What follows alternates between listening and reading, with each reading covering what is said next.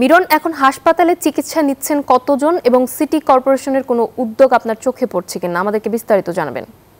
ধন্যবাদ আপনাকে। আপনি জানেন যে আবারও ডেঙ্গু চোখ রাঙাচ্ছে এবং মূলত ডেঙ্গুর কারণে এই হাসপাতালে চিকিৎসা সেবা কিন্তু কিছুটা ব্যাহত হচ্ছে, চিকিৎসা দিতে হিমশিম খাচ্ছে চিকিৎসকরা। আমরা যদি ক্যামেরার চোখে দেখাই যে এই মেডিসিন ওয়ার্ডে যে রোগী থাকার কথা তার চেয়ে 3 গুণ রোগী কিন্তু এখন চিকিৎসা নিচ্ছেন এবং বেশিরভাগ রোগী কিন্তু দেখা যাচ্ছে মেঝেতেও চিকিৎসা নিচ্ছেন, অর্থাৎ বেডের তুলনায় মেঝেতে রোগীর সংখ্যা অনেক বেশি। সেই কারণে চিকিৎসকরা হিমশিম খাচ্ছে এবং ডেঙ্গু আক্রান্ত রোগীর কথা যদি বলি, আজকে 58 জন ডেঙ্গু আক্রান্ত রোগী বরিশাল শেরেবাংলা মেডিকেল কলেজ হাসপাতালে মেডিসিন ওয়ার্ডে চিকিৎসা নিচ্ছেন এবং নতুন রোগী ভর্তি হচ্ছে 21 জন। এছাড়া বরিশালের চিত্র যদি বলি, এখনও কিন্তু বরিশাল হটস্পট হিসাবে বরগুনা কিন্তু এখনও হটস্পট আছে। সেখানে গতকালকের রিপোর্ট অনুযায়ী যে 131 জন রোগী কিন্তু সরকারি হাসপাতালে ভর্তি ছিল এবং গত 24 ঘন্টায় কোনো মৃত্যু না থাকলেও গত 5 দিনে কিন্তু 4 দিনে 6 জন রোগীর মৃত্যু হয়েছে। সবে সেই মৃত্যুর কারণে একটা শঙ্কাও তৈরি হয়েছে।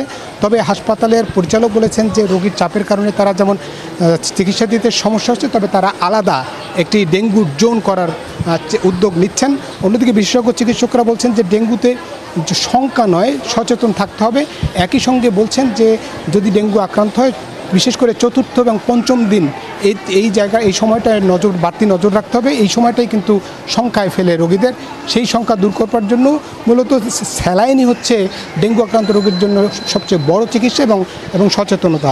তারা বলছেন শঙ্কিত না হয়ে মূলত চিকিৎসকের পরামর্শে থাকতে হবে। হাসপাতালে যদি জরুরি অবস্থা না হয় তাহলে হাসপাতালে ভর্তি হওয়ারও দরকার নেই, বাড়িতে বসেই তারা চিকিৎসা নিতে পারবেন। যদি প্লাটিলেট কমে যায় বা আরও যদি কোনো ভেতরে হেমোরয়েজ হয় তাহলে কিন্তু হাসপাতালে ভর্তি হওয়া দরকার, চিকিৎসকের পরামর্শ নেওয়া দরকার।